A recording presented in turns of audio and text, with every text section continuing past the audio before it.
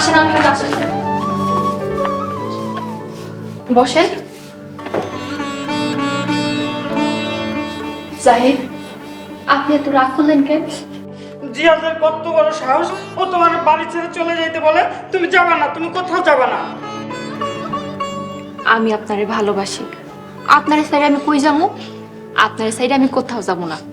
এবার মাথাটা একটু ঠান্ডা করেন, এত রাগ করা আপনার শরীর লেগে ভালো না। তোমার কেউ কিছু বললে আমার অনেক খারাপ লাগে। কেন খারাপ লাগে কেন? কারণ আমি আমি তোমারে তোমারে আমি অনেক অনেক ভালোবাসি।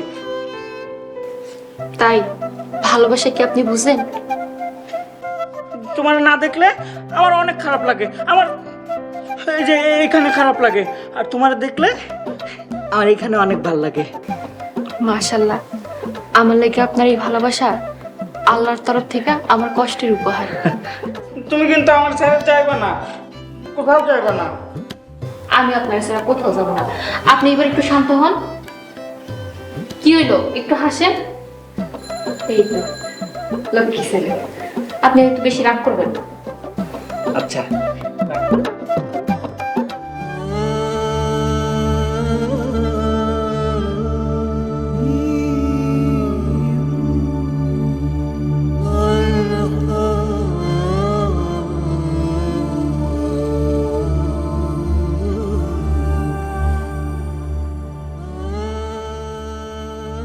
হে আল্লাহ, তুমি আমার নামাজ কবুল করো।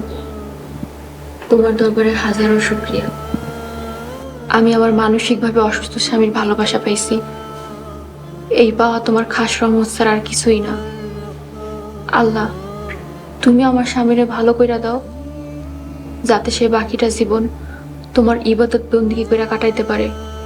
তারে সেই বুদ্ধি আর হিকমত দাও। আমিন। আমাদের ছেলে জিহাদ এইরকম একটা কাজ করতে পারে আমি কল্পনায় ভাবতে পারি না। বিশ্বাস, ও আমার বিশ্বাস ভেঙে ফেলেছে। নিজের সন্তানকে যদি বিশ্বাস করতে না পারি তাহলে কাকে বিশ্বাস করব বলো? দুনিয়া থেকে কি বিশ্বাস উধাও হয়ে গেল? তুমি এভাবে ভেঙে পড়ো না। মানুষই তো ভুল করে, জিহাদও ভুল করেছে। দেখবে ও ঠিকই ওর ভুল বুঝতে পারবে একদিন, তখন ওর কৃতকর্মের জন্য অনুতপ্ত হবে। আমি আমার সন্তানকে আর বিশ্বাস করতে পারবো বলে মনে হয় না। বাবা, আমার ভুল হয়ে গেছে, আমাকে ক্ষমা করে দাও, আমাকে আরেকটা সুযোগ দাও। তুমি আমার সামনে থেকে চলে যাও, তোমার মুখ আমি দেখতে চাই না। তুমি যদি আমার নিজের সন্তান না হতে তোমাকে আমি পুলিশে দিতাম। আমার সামনে থেকে চলে যাও। বাবা, তুমি এত বড় কথা বলতে পারলে? জিহাদ, তুই এখান থেকে যা, আমি তোর বাবার সাথে কথা বলছি। বাবা, এটা কি তোমার শেষ কথা? হ্যাঁ, এটাই আমার শেষ কথা। আমার সামনে থেকে চলে যাও। ঠিক আছে, আমিও তোমাদের সাথে থাকতে চাচ্ছি না। আমাকে তোমার অর্ধেক সম্পত্তি লিখে দাও, আমি চিরদিনের মতো এই বাড়ি ছেড়ে চলে যাচ্ছি। জিহাদ, তুই কি পাগল হয়ে গেলি নাকি? তোর বাবা বেঁচে থাকতে তুই এমন কথা কিভাবে মুখে আনলি? আর তোর ছোট একটা বোন আছে, সেটা তোর ভুলে গেলে চলবে কেন? আমি কারো হক মেরে খেতে চাই না। জুলি আর বড় ভাইয়ের সম্পত্তি রেখে আমাকে বাকি সম্পত্তি লিখে দাও। তোমাকে অনেক সহ্য করেছি, আর না। তোমাকে চুরির মামলা দিয়ে আমি জেলের ভাত খাওয়াবো। আমি এক্ষুনি ওসি সাহেবকে ফোন দিচ্ছি। আমার সম্পত্তি থেকে তোকে এক কানা করেও দেবো।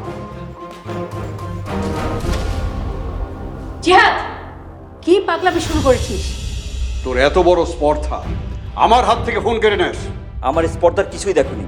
আমাকে যদি সম্পত্তি লিখে না দাও, আমি ঘর বাড়ি সব জ্বালিয়ে দেবো। এত বড় সাহস, এত বড় হয়ে গেছিস যে বাবা মায়ের সঙ্গে বেয়াদবি করতে তোর একটুও গায়ে বাঁধে না? মাপ চা, এক্ষুনি বাবার পায়ে ধরে মাপ চা। তাকিয়ে দেখছিস কি? এখনো সময় আছে, মাপ চা।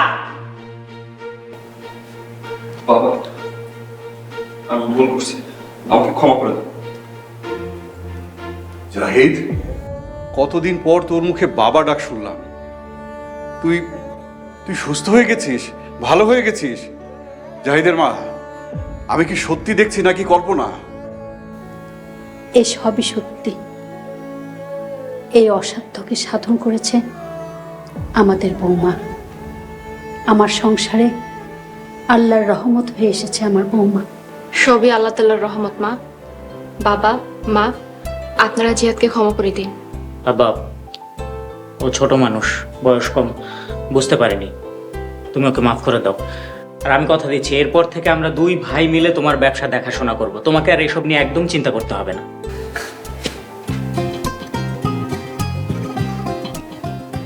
আসলে সন্তানেরা যদি উচ্ছন্নে যায়, বাবা মায়ের চেয়ে বেশি কষ্ট কেউ পায় না। একটা কথা সবসময় মনে রাখবে, সন্তানের জন্য বাবা মায়ের চেয়ে বড় শুভাকাঙ্ক্ষী আর কেউ নয়।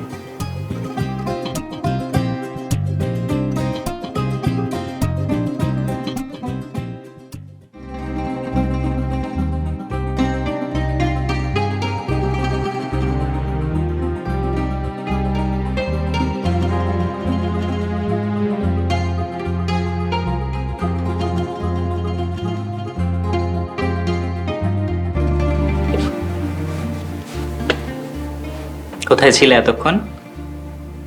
এতদিন আপনার সেবা করতে গিয়া আব্বা আম্মার সেবা করতে পারিনি। আলহামদুলিল্লাহ, এখন তো আপনি সুস্থ। এখন আপনার দিকে তেমন খেয়াল না রাখলেও চলবো। এখন আমি আব্বা আম্মার খেয়াল রাখতে চাই, তাকে সেবা করতে চাই, পরিবারের প্রতিটা মানুষের ভালো মন্দের খেয়াল রাখতে চাই। মাশাআল্লাহ, তোমার এই সুন্দর চিন্তা ভাবনাকে আমি সাধুবাদ জানাই। আল্লাহ তাআলার দরবারে লাখো কোটি শুকরিয়া যে তিনি তার একজন নেক বান্দিকে আমার জীবন সঙ্গিনী হিসেবে পাঠিয়েছেন এবং তোমার উসিলায় আমাকে রোগ থেকে মুক্তি দিয়েছেন। আশা করি বাকি জীবন ইবাদত বন্দিকে কইরা আল্লাহর দেখানো সুন্দর পথে চলবেন ইনশাআল্লাহ। এখনই সময় স্ত্রীর হক আদায় করার এবং নিজের হক বুঝে নেয়ার। মানে এখন চলো আমরা দুজনে গিয়ে 2 রাকাত নফল নামাজ আদায় করে আল্লাহ তাআলার শুকরিয়া আদায় করি, আমাদের জীবনটা নতুন করে শুরু করি। আলহামদুলিল্লাহ, আপনি তো খুব সুন্দর কথা কইছেন। চলেন আমরা উজু করে আসি। চলো।